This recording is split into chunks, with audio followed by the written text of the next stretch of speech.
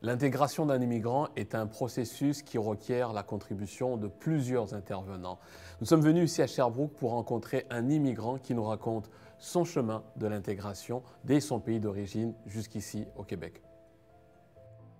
Bonjour tout le monde, je m'appelle Nsekarije Aloïse et je suis née au Rwanda,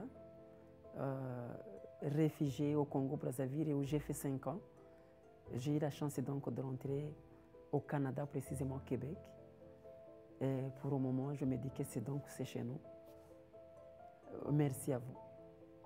Aloïse, on va commencer par apprendre votre histoire. C'est quoi votre parcours? Vous êtes originaire de quel pays? Donc, je suis née au Rwanda. Vous êtes né au Rwanda. Et puis ensuite, vous avez grandi au Rwanda? Jusqu'à quelle époque? Donc, j'avais 5 ans depuis 1990. Puis donc, la guerre s'est éclatée.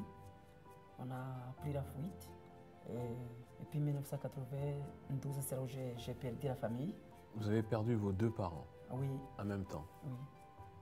Du fait de la guerre ou ils sont morts de maladie? Du fait de la guerre. D'accord.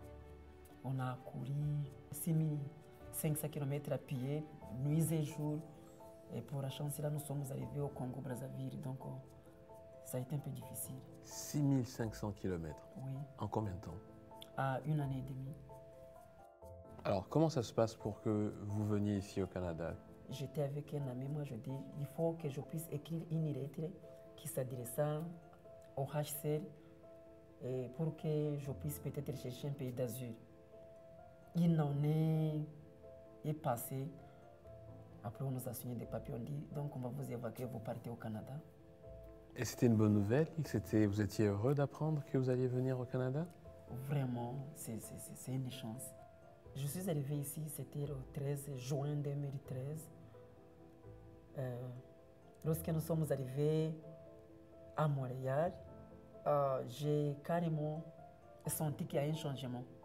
C'était froid, il y a un changement climatique là, mais j'ai aimé ce que j'ai vu. Parce que je me disais que je suis pris en Afrique, là où il y a des guerres, je suis déjà au Canada. Le chauffeur nous a dit, voici votre ville. J'ai vu, c'était waouh, c'est ça où je vais vivre. C'était vraiment beau.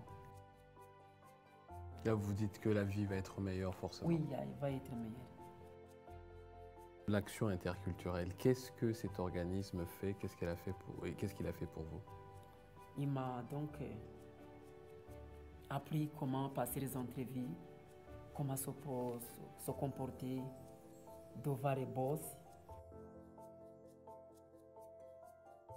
Avec Aloïse, on l'a vraiment accompagné pour s'assurer qu'ils comprennent toutes les étapes et qu'ils apprennent les étapes d'intégration en emploi, donc tout ce qui est CV, entrevue, comment solliciter des entreprises pour avoir des postes.